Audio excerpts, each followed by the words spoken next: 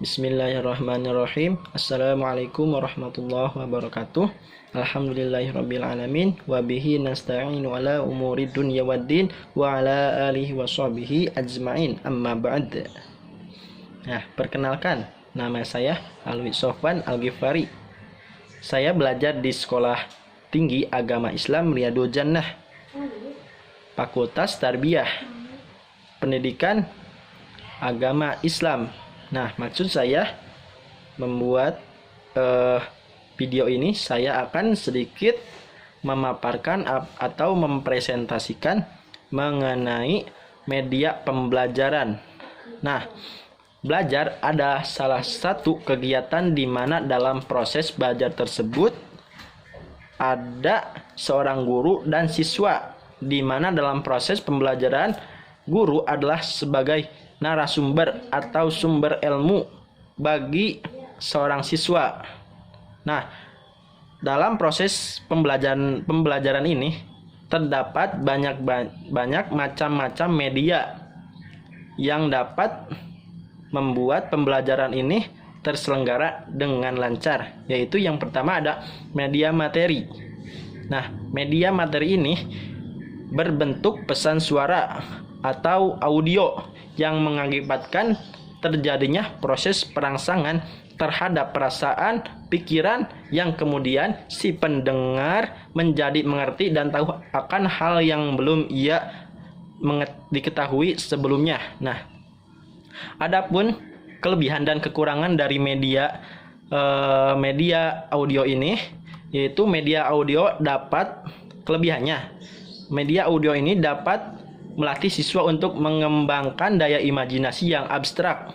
Selain itu, dengan media audio ini dapat menanamkan nilai-nilai positif bagi si pendengar yang sulit dicapai dengan media yang lainnya. Nah, sedangkan kekurangan dari media audio ini, yaitu media audio ini bersifat satu arah, sehingga sulit untuk si pendengar melakukan diskusi atas hal yang kurang dipahami si pendengar. Nah, ada juga media cetak. Dari media materi ini ada media cetak ya. Media cetak ini yaitu media yang secara penyampaiannya berbentuk kepada tulisan, gambar, simbol-simbol yang mengandung arti yang berfungsi untuk memberikan pesan dari pembuat pesan tersebut kepada si pembaca pesan. Nah, adapun macam-macam media cetak ini yaitu gambar, foto, diagram, poster, grafik, buku. Selain itu, kelebihan-kelebihan yang didapatkan dari macam-macam media cetak ini seperti pada gambar, yaitu dapat memperjelas suatu masalah dalam bidang apa saja, murah harganya, dan tidak memerlukan peralatan khusus dalam menyampaikannya. Nah, yang selanjutnya dari media materi ini ada media elektronik. Nah, media elektronik ini diciptakan untuk menyampaikan informasi secara umum, baik di kalangan masyarakat maupun di kalangan peserta didik. Nah, media elektronik ini yang dimaksud seperti televisi, radio, komputer, dan film. Dari macam-macam media elektronik ini yang disebut di atas sangat banyak manfaatnya, yaitu sebagai pemberi motivasi. Media tersebut rasa empati menumbuhkan kreativitas baru yang sebelumnya belum terpikirkan oleh si pendengar tersebut. Nah, selain media materi yang disebutkan di atas, ada juga media non materi. Nah, media non materi ini media yang bersifat abstrak dan hanya dapat diwujudkan melalui perbuatan atau tingkah laku seorang pendidik terhadap anak didiknya. Nah, yaitu ada yang pertama ada ketauladanan. Nah, dari ketauladanan ini Allah Subhanahu wa taala menciptakan Rasulullah Shallallahu alaihi wasallam sebagai suri tauladan yang baik, yang paling baik untuk membimbing manusia kepada jalan yang paling benar, yang diridhoi oleh Allah Subhanahu wa taala, dengan cara kita mencontohi kepada apa yang segala yang dilakukan oleh Rasulullah SAW, baik itu perbuatan, perkataan, ucapan yang dilakukan oleh Rasulullah SAW, kita harus mencontohinya gitu ya. Yang kedua ada perintah dan larangan. Nah, dari perintah dan larangan ini, kita sebagai manusia diciptakan tidak terlepas dari segala perintah dan larangan yang diberikan Allah kepada kita sebagai manusia. Nah, dari setiap perintah dan larangan yang telah diberikan oleh Allah Subhanahu wa taala kepada kita sebagai manusia mengambil ibrah atau pelajaran dari setiap perintah dan larangan yang telah Allah berikan kepada kita. Nah, gitu ya. Dan selanjutnya adalah ganjaran dan hukuman. Nah, dalam ganjaran dan hukuman ini, yang dimaksud dalam ganjaran dan hukuman tidak jauh beda dengan yang di atas perintah, yaitu perintah dan larangan.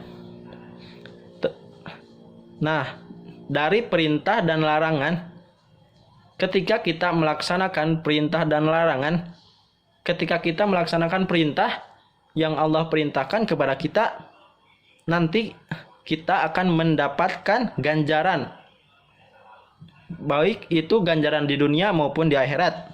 Nah, selain itu juga ketika kita melaksanakan larangan yang dilarang oleh Allah Subhanahu wa taala, nah kita juga akan dapat mendapatkan hukuman dari Allah, baik itu di dunia maupun di akhirat.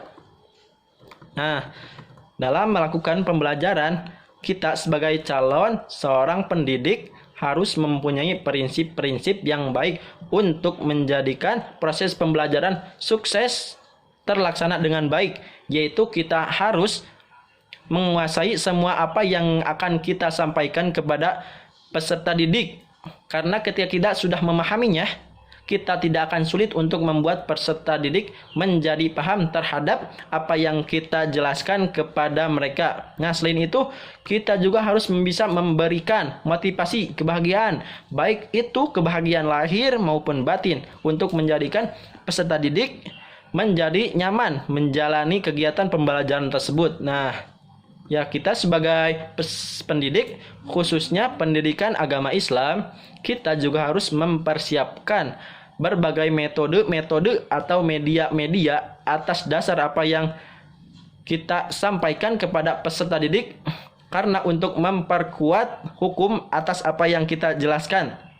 Nah, adapun dasar media yang kita sampaikan kepada peserta didik yaitu harus dasar hukum yang jelas, yaitu seperti ada dasar hukum Al-Quran dan Al-Hadis. Nah, dari Al-Quran dan Al-Hadis ini, kita bisa memberikan pedoman kepada mereka mengenai segala aspek yang mengenai pembelajaran, kebiasaan-kebiasaan, tingkah laku, dan lain sebagainya, yang menjadikan mereka menjadi orang yang mulia menurut Allah dan makhluk Allah yang lain.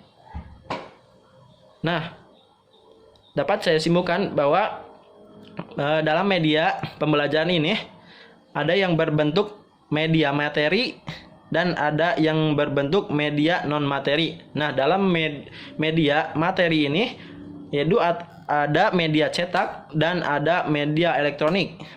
Media cetak yaitu seperti gambar, foto, apa saja itu ya. Dan yang elektronik ada seperti televisi, radio, film, komputer. Nah, yang kedua ada media non materi. Dalam media non materi ini, yaitu pertama ada keteuladanan dari Nabi kita, Nabiullah Rasulullah SAW. Kita harus mencontohi semua apa yang telah dilakukan oleh Rasulullah SAW, baik itu perkataan, perlakuan.